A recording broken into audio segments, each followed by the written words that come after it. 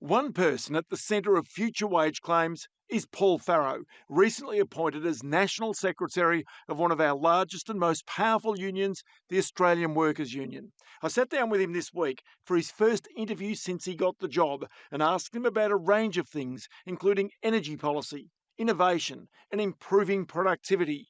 But we started by talking about whether, with unemployment close to 50-year lows, the ability to negotiate higher wages now is easier than it's been in generations.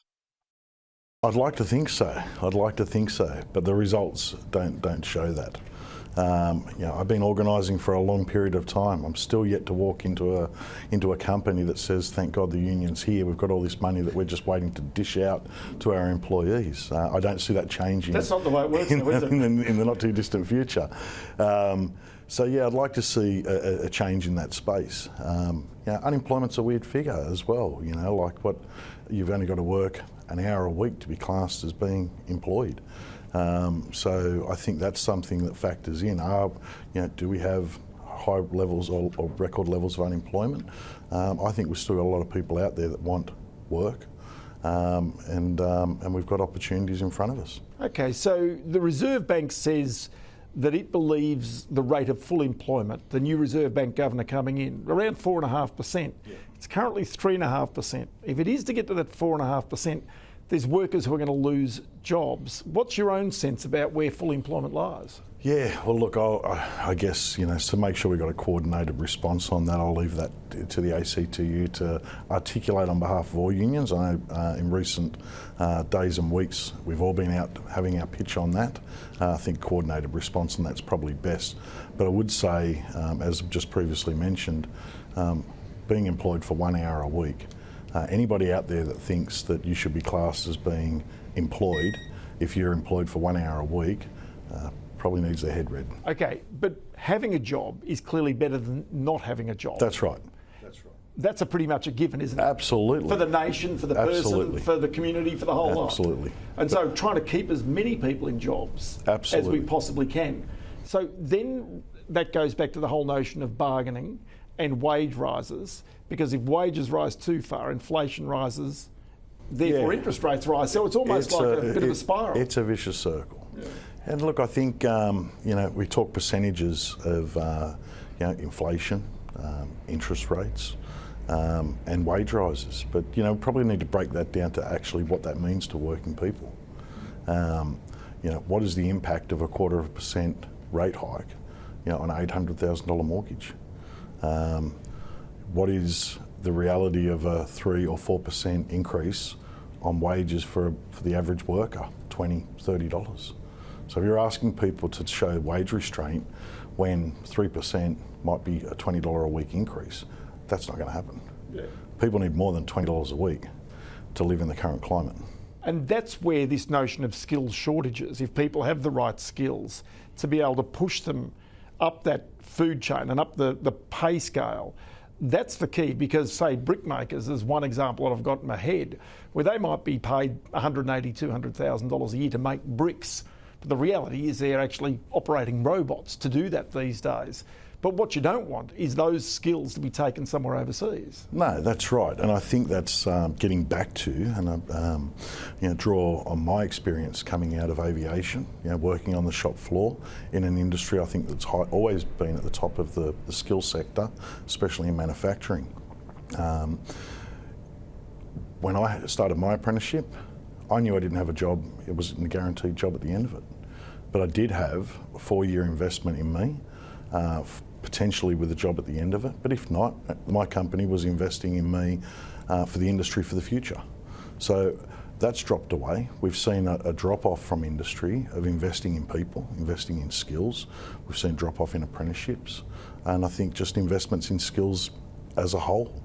I think I've seen businesses move away from innovation when it comes to people and skills and opportunity, how they sit down with their workforce, redesign jobs, look at opportunities for people to take on greater responsibilities, different roles that would give them increases in their take-home pay. So do you get a sense right now that the sugar hit, the quick fix to this lack of skills in this country, the lack of investment in skills, is to bring in more migrants? 1.5 million people over the next 5 years is what's forecast. Absolutely, and that's as a result of not investing in skills prior to now. It is a quick fix, but what we need is the foresight to start investing now for our future.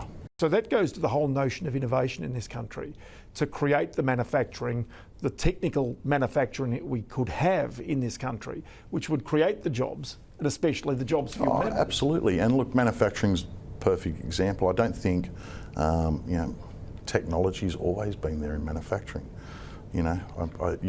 Right back to you could draw the parallel of, there was a time we never used a crane to pick things up. There's always been machinery there, some form of technology to assist workers.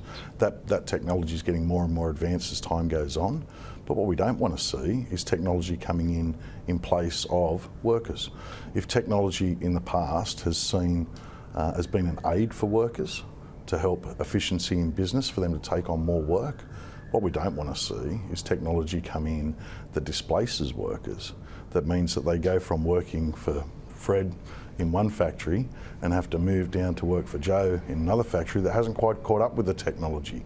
And when he does, they have to move again. When the Australian dollar hit, $1 US, that killed off a lot of manufacturing jobs in this country. Right now, the other danger that could kill off jobs, our competitiveness, if you like, is energy prices. Yep. And quite clearly, energy prices are working contrary to the interests and the competitiveness of Australian manufacturers and therefore workers. Yep. Have you got a quick fix for that? Yeah, well, there's no quick fix. No. Well, I guess, but there is a fix, and you raise a good point around when the US dollar, and the Australian dollar, the impacts from that. We had a mining boom at the time. And what were we calling for then? And it's no different to what we're calling for now around critical minerals. We can't be a country that just digs things up and ships things off. We need to value add. We've got critical minerals at the moment that we know the rest of the world is looking for. We should have policy in this country that ensures that if we're going to dig something up, that before we ship it off, that we are actually value adding, that we're creating jobs before we ship it off overseas. So is what you're suggesting that a little like those Gladstone gas plants that didn't have a gas reservation on them, that with critical minerals, we should have some sort of reservation on those minerals to make certain they serve Australia first? Well, we should have a policy in place that either makes sure, one, they service Australia first, and two, that if we are providing these things to the rest of the world, that we value add to it and create jobs out of it rather than just digging it up. Yeah, so processing here in Australia. So then go to the energy side of that, because that's going to require energy. Where does the energy come from? Is it gas? Is it renewables? Is it nuclear? Well, yeah, good question. Good question. Look, I think, go back in history a little bit. 2014, 2015, we were crying out for gas reservation. Nobody listened. We could see it coming. Why couldn't everybody else? In fact, we probably have to apologise that we got it wrong. We were saying back then, when gas was running at $3 or $4 a gigajoule, that it was likely to triple in price. It went far beyond our expectations. So apologies that we got that wrong. I wish we were right, but we've seen gas go from that $3 to $4 mark to $20, and on the spot market, in some cases, up to $60. Now, people wouldn't believe that in some of our major industries, we have people like our members employed that sit there and watch the spot price and have a big red stop button and hit stop when it goes too high. I know a founder in Adelaide that does exactly that. So every time the price goes too high, they just stop the foundry. Just stop. Yeah, which seems nuts. It's absolutely crazy. Unfortunately, we don't have a stop button in our house.